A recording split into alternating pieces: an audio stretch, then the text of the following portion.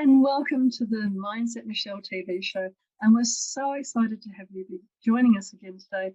And today's extra special guest is the fabulous Sonia Walker. Hello, Sonia. Hi, it's great to be here.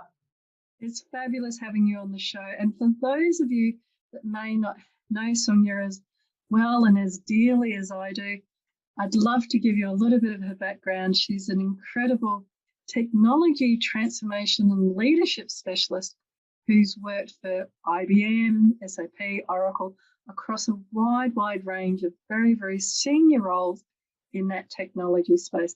But she's an incredible human being, and she provides all sorts of insights and knowledge and know-how, not just in that corporate space, but also through her tireless work in the not-for-profit space as an NED, a non-executive director for people that I shouldn't have used the term, sorry, a non-executive director, and many other roles. And rather than hearing me talk about Sonia and the incredible work that she does, Sonia, can you please give the guests and the people watching the show today some little bit more insight about who you are and how you came to be the amazing person you are today?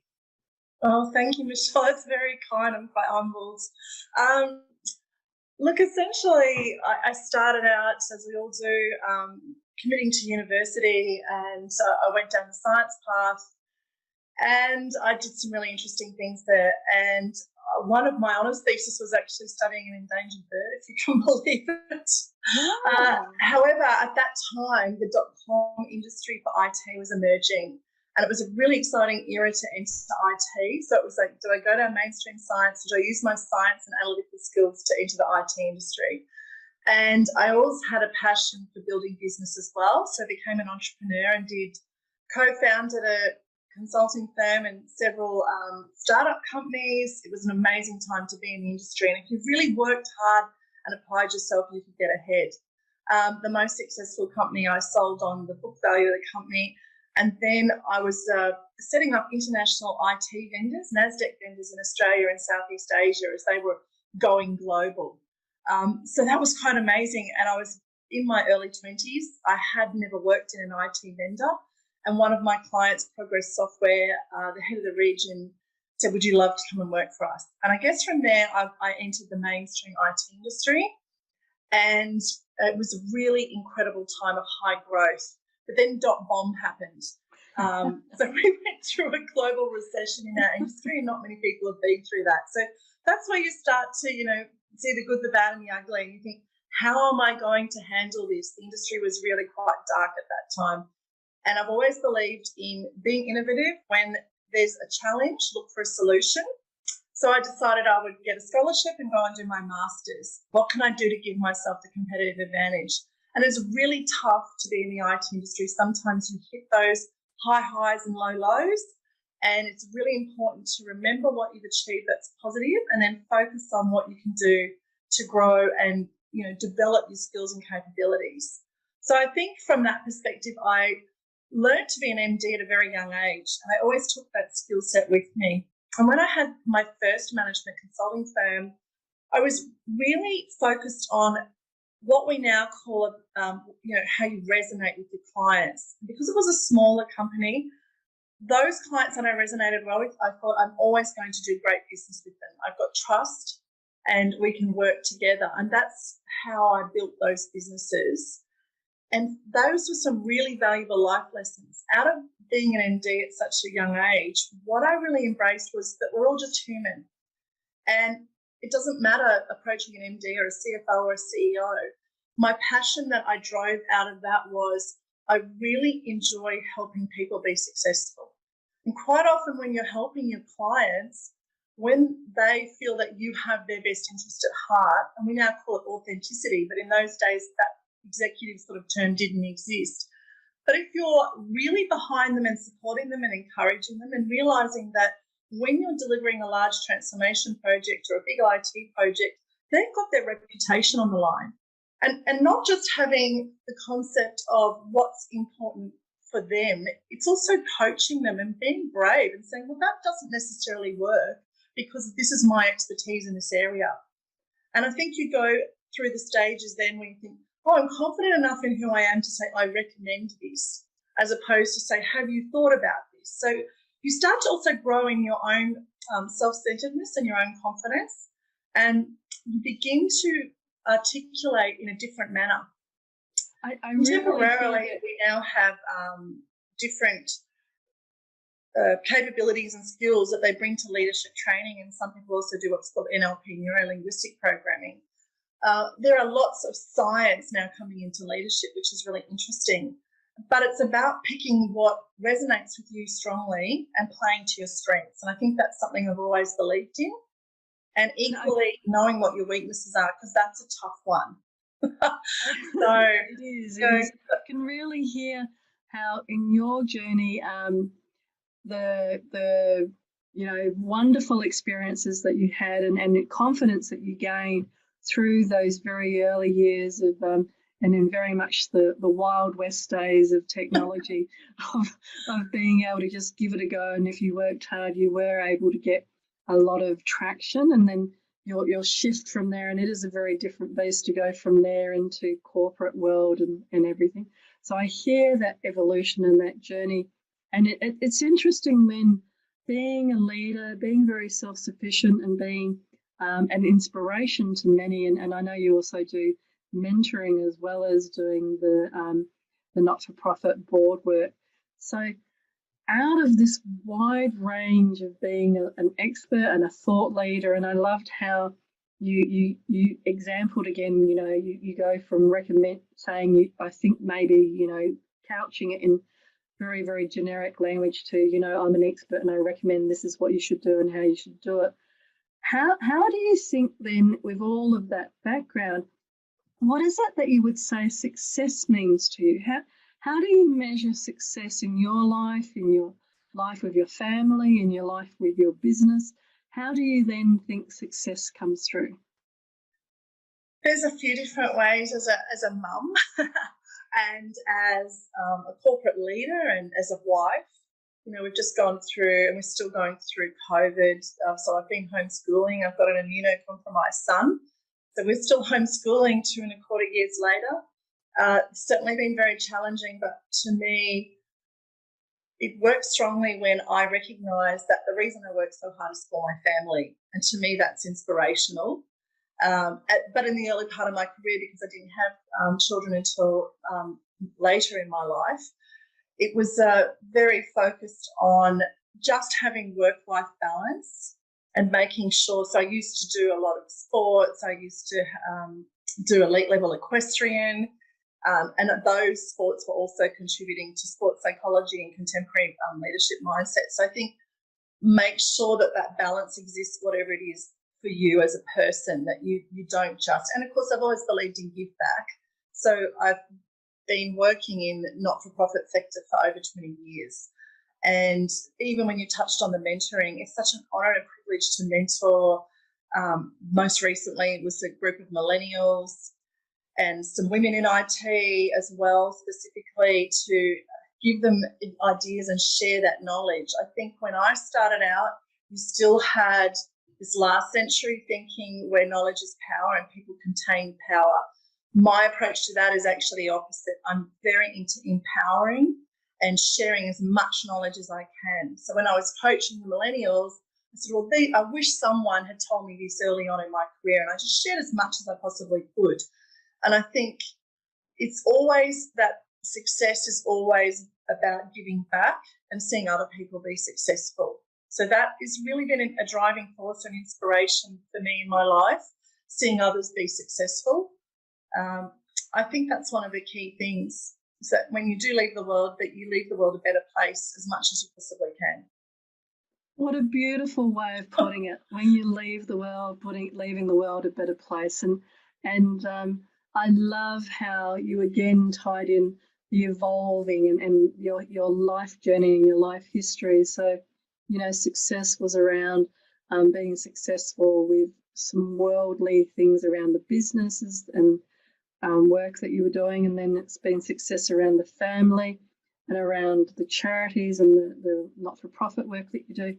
But I really hear that theme throughout of giving back and getting that enjoyment and that sense of success by giving to others and giving to other organisations, so that their success is what then drives you to do more in your success in your life. And it's very beautiful. And thank you. I feel quite privileged to hear it put so beautifully and so eloquently and so humbly as well. I think it's really important to notice, you know, how humbly you're sharing that incredible depth of knowledge that you're sharing through the mentoring now, the expertise that you bring in the not-for-profit space, and of course the joy and the approach to everything that you do. I think it's very beautiful, and I really commend you on all of that work. I think it's really important too. Like when I was doing my first role at IBM, I was managing about $1 billion per annum revenue, sort of P&L in the region. And I've always believed also that you're successful when you see those around you be successful. So I several times I've joined organisations as a leader, and I thought there's this untapped potential of people who have been sitting in an organisation for 5 or 10 and IBM 20 years, and they just hadn't been promoted either. And I remember having those humble conversations with them saying, you're actually better at your job than I am. I'm the new MD for arguments. And a couple of them were statesmen in the companies, but they'd never been promoted. So I also think about stop and take pause and walk in others' shoes. It's easy to say it, but what's their experience been in their company or their role? And what's going to elevate them as an individual to be successful? Because everyone views success differently. For some people, it's to be acknowledged. For some people, it might be to use the title to go out and be more successful because it gives them a platform for them to be empowered and to do more. Or what are the things holding them back? So sometimes it's walking with someone, holding their hand, getting them through a sales deal and getting that first, wow, I can close $1 million deal, or I can deliver a successful transformation project. Having a cheer squad or someone with them, behind them, supporting them. Contemporarily, again, we call that also focusing on our employees. And when I talked about it, didn't exist in those days, customer centricity. Making those things the core of what you do, essentially, I think, builds that platform for success. Because on the other hand, you know, the yin and the yang, I have to, of course, be very pragmatic in business. And sometimes those decisions are really challenging at every level, but you have to be able to be very pragmatic for your clients and for the businesses that you run. And I think it's when you build those platforms of trust, when you have what I call every project has the good, the bad and the ugly, and you hit those walls, you've got a foundation of trust to work from. I think that's what is quintessentially the important part, that human connectedness and building that trust. I couldn't agree more. It's so much about building that trust and understanding how that trust impacts on what you're doing and who you're doing it with. And I think, you know, keeping that in mind as you're working and as you're working and building teams or leading yourself as well. We talk a lot with some of my clients about the self-trust. So we go through like micro steps, you know, ways of building self-trust is to actually show that you can trust yourself to follow through on your agreements with yourself. You know, I agree not to eat biscuits today, or whatever it might be, or I agree to go for a walk at lunchtime and not eat lunch at my desk. Whatever those little agreements are, the more that you kind of practice them, the more you train yourself to believe that you'll keep your agreements with yourself. And that then translates into keeping the agreements with others outside of you. These are really great tips. And I think given your expertise and you know, technology background, ranging right the way through from entrepreneurial through to some of the big names like SAP, you know, you have such an incredible and a unique insight into you know, people's biases and people's, you know, barriers in many ways to what they're doing. And I think that self-belief that you are so beautifully modelling now is something that I'd love to hear. How can people build more of that self-belief for themselves? I tend to be quite goal-oriented or have a vision, and then how do you marry that? So a lot of people talk about vision or a strategy, but they're not very good at marrying that together and executing. So for me, it's having that yin and yang, that balance, and being able to do both of those things, because that's what's critical in a career context, or as you touch on in personal life as well. To answer that question, I think it's always for me been, how do I grow? What can I do better? So you have touched on weaknesses before, and one of mine is not suffering fools. And so I kind of learned very early on that you see people that just do their undergraduate degree or do a certain number of things and then they rest on their laurels. And they stay that way for 10 or 20 years in their career. They don't really push themselves. To me, I've always loved learning, so that made it a little bit easier. I've done so many different courses to challenge and grow. And I think it's also, again, being pragmatic. If you realise you don't know something, you don't have to be the expert. Go to the subject matter expert or promote someone in your business that has that skill set. So, again, look outside yourself. Even when I did one of my companies early on in .com, everyone in my company was twice my age. Be willing to say it's okay to surround yourself with people better than yourself. I think that's a great thing as well. So I think also when I touch on just not sitting on your laurels, it's innovate your way out of a problem. Either you're going to let yourself be overwhelmed by a problem, or what can I do to innovate myself out of that problem?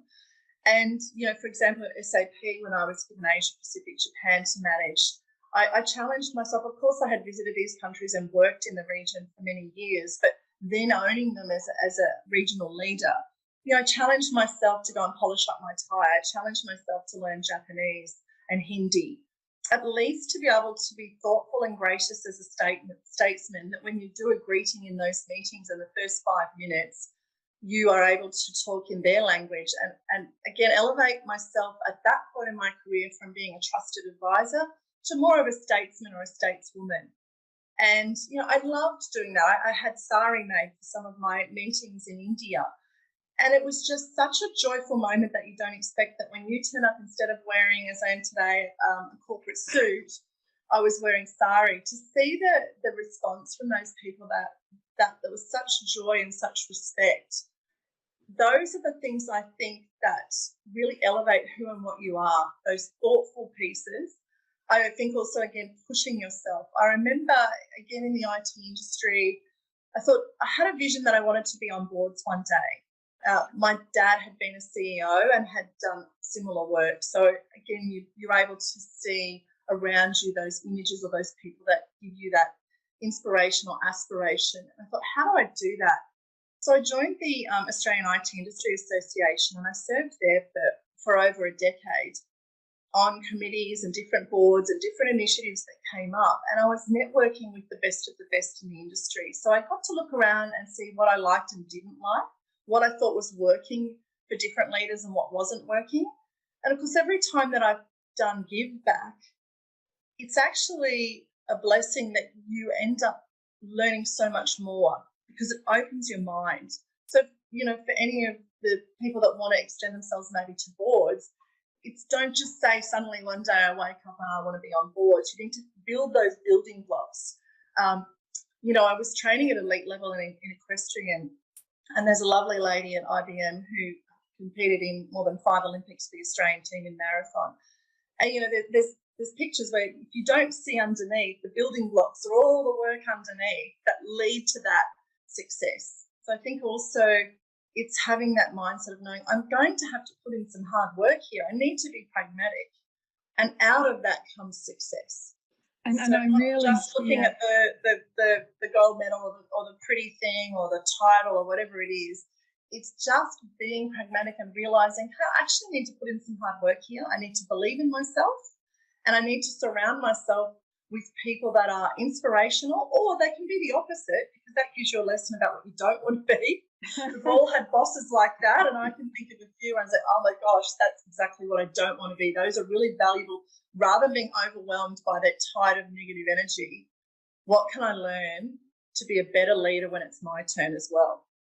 And I think, you've covered such a wealth and so many wonderful insights there, and my brain's kind of going, oh, wow, there's so many fabulous, and, the thing that I hear again is just speaking is that you're not just saying things that you've experienced and you've lived through and used. And when I was asking about self-belief, I think that, you covered a lot, but it was also those were the life experiences and the work experiences that have led you to keep building on that self-belief. So that sense of curiosity and keeping learning. Yeah, and of course for kids today, they call it action-based learning. Yeah. Go out and do it. Like, it doesn't cost you anything to pick your peak body in the industry that you're in and go and do some of those things. All it costs you is some time and some thoughtfulness and some energy. But if you want to grow, you've got to push yourself to do it. That's where the that sense of self-belief actually comes from, is very much around the whole you're believing it because you're actually doing it. And like you were saying at the end there with the beautiful example around the equestrian gold medals, etc. The medals and everything are like the outcome of many, many years and many building blocks around building that. So I think in terms of self-belief and in terms of your wonderful examples and tools that you're sharing with people, just getting out there and starting something in the area that you're interested in and surrounding yourself with, I love that around having other people that, have been there and have done that. And so you can see that there is a pathway, and then surrounding yourself, you mentioned it for the IT group, that, once you were there, you could actually be around some of the thought leaders. And then they do say, you're the sum total of the 5 people you surround yourself with. So if you're surrounded by the industry leaders, then you by default become an industry leader, because that's how you're thinking and talking. So these are. I don't know if it's a default. I think it just uplifts you and it helps you open your mindset to what's possible or what is happening, particularly in the IT industry, because it's very dynamic and it's moving. It changes every year. So you can't leave yourself behind with technology. You have to stay current with technology. But yes, certainly what you're saying does resonate. Yeah, absolutely.